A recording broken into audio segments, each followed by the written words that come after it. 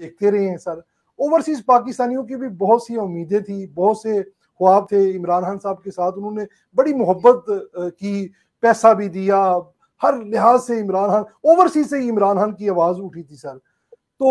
سر یہ ان کے بھی خواب جو ہے وہ ٹوٹ پھوٹ گئے سر, چکنا چور ہو گئے. آج لوگ بے یارو مددگار بیٹھے ہوئے ہیں, انہوں نے تو اوورسیز کو بھی مایوس کر دیا سر. اس حوالے سے کیا کہیں گے سر آپ؟ عثمان, میں نے جیسے کہا نا کہ کیوں میں اتنا کلوز محسوس کرتا ہوں اوورسیز پاکستانیز کے, کہ مجھے تقریباً 2010-11 میں یہ موقع ملا تھا کہ میں آفس آف انٹرنیشنل چیپٹرز میں آ گیا تھا, اور یورپ کی ذمہ داری مجھے دی گئی تھی. ڈاکٹر عارف الوی اس وقت سیکرٹری جنرل ہوتے تھے. تو اس وقت میں نے جب اوورسیز کے ساتھ میرا ڈائریکٹلی جب اس طرح سے کنیکشن ڈیولپ ہوا, اور میں ان کنٹریز میں گیا بھی, اور میں یہ آپ کو بتا دوں میں اپنی ڈیوٹی کے دوران ہمیشہ اپنا ٹکٹ خرچ کر کے جاتا تھا, اپنی رہائش کا میں خود بندوبست کرتا تھا, میں سارے اپنے اخراجات خود کرتا تھا. ہاں, کھانے پہ جب بلاتے تھے تو وہ میں بڑے شوق سے جاتا تھا, اور پھر جس نے کھانا کھلایا ہوتا تھا اس کو پھر جب وہ پاکستان میں آتا تھا تو اس وقت تک مجھے چین نہیں آتا تھا جب تک میں اس کو بھی نہ کھانا کھلا دوں. تو وہ سر میری یہ بھی بڑی اچھی بات ہے. ویسے اوورسیز میں معذرت کے ساتھ آپ کی بات کاٹتا ہوں, اوورسیز میں جتنے بھی لوگ کسی بھی پارٹی سے چاہے آتے ہیں, وہ سر پاکستان جب اوورسیز پاکستانی وہاں جاتے ہیں, یہاں تو وہ بڑے چاہ کرواتے ہیں, لیکن وہاں جاتے ہیں تو ایک کپ چائے کا یہاں بڑا ہو تو بسکٹ مل جاتا ہے سر. یہ ہوتا ہے, یہ بڑی بات ہے سر. تو میرا تو اس طرح سے ہے. تو میں نے جب اوورسیز کے ساتھ ہوا تو مجھے جو اس میں جو چیزیں نظر آئیں اوورسیز کے اندر, میں آپ کو بتا دیتا ہوں. جی, ایک تو پاکستان سے شدید محبت,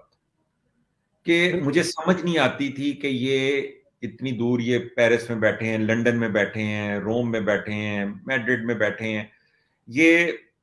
کما بھی رہے ہیں, سیٹلڈ بھی ہیں, سٹیزن شپ بھی ہے, سب کچھ بھی ہے, لیکن اس کے باوجود یہ پاکستان کے بارے میں کیوں اتنا فکر مند ہوتے ہیں. تو جب میں نے ان کی یہ اتنی پاکستان سے محبت اور پاکستان کی طرف کنٹریبیوٹ کرنے کا جذبہ دیکھا, تو میں نے کہا یار یہ تو بہت بڑی پاکستان کی طاقت ہے, تو اس طاقت کو آج تک کیوں نہیں استعمال کیا گیا. اگر یہ 1 کروڑ اوورسیز پاکستانی یہ اپنے ملک میں آتے ہیں, بےچارے خوار ہوتے ہیں, ایئرپورٹ سے ان کے ساتھ سلوک ہونا شروع ہوتا ہے, پھر اس کے بعد یہ عدالتوں میں بھی دھکے کھاتے ہیں, اب ان کی پراپرٹی چونکہ خود یہ دوسرے ملک میں ہوتے ہیں, پیچھے قبضے ہو جاتے ہیں ان کے پلاٹوں پہ, ان کی زمینوں کے اوپر, ان کے مسائل کہیں نہ کسی ڈپارٹمنٹ کے ساتھ ان کو یہ ساری تکلیفوں کا سامنا کرنا پڑتا ہے, اور یہ بےچارے وہاں بیٹھ کے وہ اسٹرگل کر رہے ہوتے ہیں کہ یہاں پہ اپنے معاملات کو کیسے ٹھیک کریں. تو میں یہ سمجھتا تھا کہ عمران خان نے اوورسیز کو بہت صحیح معنوں میں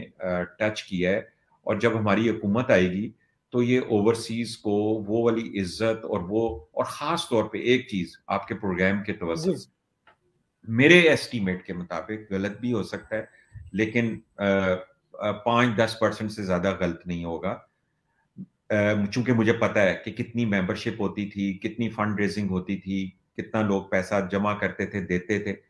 تو میں آپ کو یہ بتا سکتا ہوں کہ تقریباً پچھلے 15 سال میں پی ٹی آئی کو اوورسیز پاکستانیوں نے تقریباً 1 ارب سے زیادہ کی رقم دی ہے. اب آپ سوچیں کہ کتنی بڑی ایک ہیلپ ہے ایک پولیٹیکل پارٹی کی, ایک جس نے سٹارٹ کیا ہو, جس کو بڑے ظاہر ہے کہ فائنینسز کا جو ہے نا وہ چیلنج ہوتا تھا. یعنی 1 کپ چائے کا بھی جو پی ٹی آئی کے سینٹرل سیکریٹریٹ میں ہم پیتے ہیں وہ اوورسیز کے پیسوں سے ہے. وہاں پہ جو ملازمین کام کر رہے ہیں ان کی تنخواہیں اوورسیز کے پیسوں سے ہیں, اور میں وہاں کے ملازمین کو ہمیشہ یہ ریمائنڈ کراتا تھا کہ تم لوگوں کی تنخواہیں جو ہیں اوورسیز سے آتی ہیں, اس لیے کبھی کوئی بھٹکا ہوا اگر اوورسیز جو ہے گھومتا گھامتا اگر آ جائے آفس میں, اس کی عزت کرو, اس کو بٹھاؤ, ملاؤ کسی سے, ٹھیک ہے. یہ سمجھ لو کہ ہم یہاں پہ بیٹھ کے یہ چائے کا کپ میں پی رہا ہوں نا, اس کے پیسے جو ہیں نا یہ اوورسیز پاکستانی ہیں جن کی ممبرشپ سے پیسے آ رہے ہیں. تو میں یہ ریلائزیشن وہاں پہ کریٹ کرنے کی کوشش کرتا تھا, اور اس میں کوئی شک نہیں کہ اوورسیز نے ہی پاکستان تحریک انصاف کو اس کی پارٹی کو چلایا. ٹھیک ہے, بعد میں بڑے بڑے انویسٹر آگے, اے ٹی ایم مشینز آگے, جی, لیکن اس کے آج بھی, آج کی تاریخ میں بھی, آج ہم نے G8 میں میرا خیال ہے کوئی 10-15 کروڑ سے زیادہ کا ہی ہوگا جو ہم نے ایک پورا پلازا خریدا ہے جس میں پی ٹی آئی کا سینٹرل سیکریٹریٹ شفٹ کیا گیا ہے. یہ آپ کے پیسے ہیں, یہ کہیں سے آسمان سے نہیں گرے. یہ آپ کی اوورسیز کی ممبرشپ کے پیسے ان سے ہم نے خریدا ہے. لیکن آپ ایز اے اوورسیز چلے جائیں ادھر, آپ کو ریسیپشن پہ سامنے جو ایک بینچ ہوگا وہیں پہ آپ بیٹھیں گے, آپ کو ملنے کے لیے تیار نہیں ہوگا, آپ کو کوئی منسٹر نہیں ملے گا. ہاں کسی کے ساتھ آپ نے ذاتی تعلق خود اپنا پیدا کیا ہے کہ آپ نے اس کا ٹکٹ خرچ کیا تھا, اس کو پیرس بلایا یا اس کو لنڈن بلایا یا اس کو روم میں بلایا, اس کو 5 اسٹار ہوٹل میں ٹھہرایا, اس کی شاپنگ کی, تو پھر یس وہ منسٹر جو ہے وہ آپ کو اس کو توجہ دے دے گا. لیکن ایک عام اوورسیز اگر آ جاتا ہے تو اس کو کوئی پارٹی کا عہدیدار نہیں ملے گا, وہ بیچارہ ریسیپشن پہ بیٹھا ہوگا. ٹھیک ہے, وہاں پہ ایک ہمارا ریسیپشن پہ پرانا ہمارا ڈائی ہارڈ رفیق ہے, وہ بیچارہ اپنی طور پہ ہر آنے والے کو خاص طور پہ اوورسیز کا بڑا لک آفٹر کرتا ہے, چائے پلائے گا ان کا, لیکن وہ اس سے زیادہ وہ کیا کرے. تو نارملی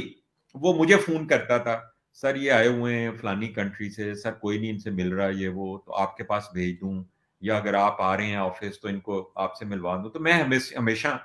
ایسا, مجھے جب بھی کوئی پیغام ملتا تھا میں فوراً اس کو رسپونڈ کرتا تھا, اور جو بھی میں کر سکتا تھا, کسی سے اگر کنیکٹ کرنا ہوتا تھا, کوئی میٹنگ یہ وہ, کوشش اپنی طور پہ میں کرتا ہوتا تھا, صرف اس ریئلائزیشن کی بیسس پہ جو میں نے اپنے تجربے سے خود حاصل کی. اور عمران خان کی حکومت نے اتنا ظلم کیا کہ ان سے 15 سال ان سے ممبرشپ فیس کروائی, ان کے پریزیڈنٹ جنرل سیکرٹری بنواتے رہے ہر جگہ کے اوپر, ان کو استعمال کیا اے ٹی ایم مشین کی طرح. جب حکومت میں آئے تو ایک اوورسیز فاؤنڈیشن کے لیے اور منسٹر کے لیے پہلے زلفی بخاری صاحب کو لے آئے. زلفی بخاری صاحب کا پاکستان تحریک انصاف سے کوئی تعلق نہیں ہے, وہ عمران خان کے ذاتی معاملات کے ساتھ تعلق ہے ان کا. ان کے جو انگلینڈ میں ان کے ذاتی معاملات کو لک آفٹر کرنا, ان کو ذاتی طور پہ ہینڈل کرنا, یہ ان کی کنٹریبیوشن ہے. آپ پی ٹی آئی یو کے الیکشنز میں کبھی نہیں آپ کو زلفی بخاری نظر آئیں گے. وہاں پہ تو بےچارے اور ورکر دھکے کھاتے پھرتے تھے جو کہ اپنے بزنس سے پیسے نکال کے, ٹائم نکال کے پی ٹی آئی یو کے الیکشنز کرتے تھے, کام کرتے تھے, تقریریں کرتے تھے, فنڈ ریزنگ کرتے تھے, ڈونیشنز کرتے تھے, لیڈرز آتے تھے ان کی خاطر مدارت کرتے تھے. ان میں سے تو آپ نے کسی کو نہیں حکومت میں دعوت دی.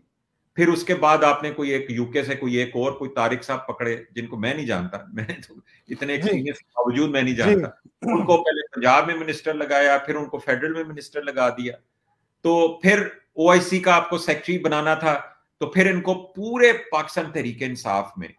تمام اوورسیز چیپٹرز کے اندر جن کی ممبرشپ سے یہ پارٹی چلتی رہی تھی, ان کو ایک سیکٹری او آئی سی نہیں ملا.